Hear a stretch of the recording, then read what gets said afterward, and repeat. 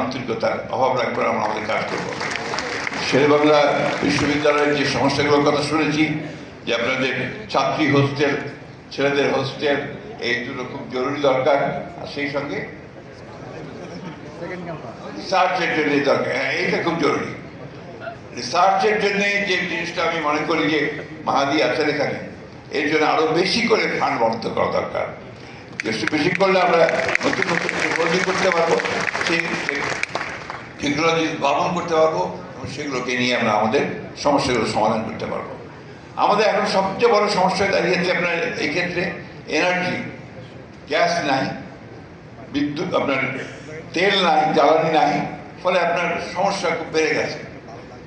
আপনারা আজকেও দেখে জানেন যে আবার যুদ্ধ, ইরান আমেরিকার যুদ্ধের ফলে লাইন বন্ধ হয়ে গেছে, সাপ্লাই লাইন বন্ধ হয়ে গেছে, সমস্যা তৈরি হচ্ছে।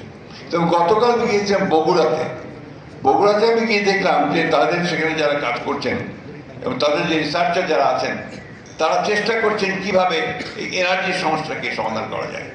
গ্রিন এনার্জির দিকে নিয়ে যাচ্ছেন, একই সঙ্গে আপনার যে সোলার সিস্টেমের দিকে নিয়ে যাচ্ছেন। আমি দেখলাম ওখানে তারা একটা ওই যে ফ্লাই এনার্জি, অর্থাৎ চাকা ঘুরিয়ে যে আপনার এনার্জি তৈরি করা, বিদ্যুৎ তৈরি করা, সেই কাজটা তারা করা শুরু করেছেন।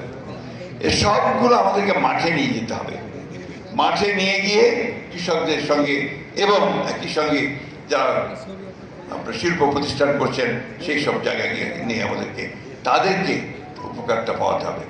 আমাদের আজকে যে শিক্ষার্থী এখানে এসছে, এরা কিন্তু সবচেয়ে প্রিভিলেজ। তোমরা কেন প্রিভিলেজ?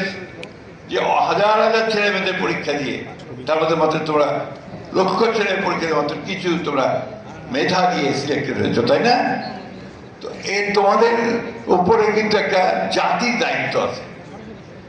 তোমাদের জন্য জাতি অনেক ব্যয় করছে। এখন তোমাদের যে শুরু হবে, এর পুরো ব্যয়টা কিন্তু সরকার বহন করবে, অর্থাৎ জাতি বহন করবে। এটাকে তোমাদেরকে মূল্য দিতে হবে। ওই যে মাঠের মধ্যে কৃষক রক্ত পানি করে আপনার ফসল ফলায়, শ্রমিক যে আপনার আমাদের উৎপাদন করে, অথবা গার্মেন্টসে যারা কাজ করে মেয়েরা, তাদের সকলের যে আয়, সে আয়ের একটা অংশ হিসেবে কিন্তু তোমাদের এই লেখাপড়াটা আসছে, খরচটা আসছে, বিশ্ববিদ্যালয় চলছে, বিল্ডিং হচ্ছে, হস্টেল হচ্ছে, তাই না?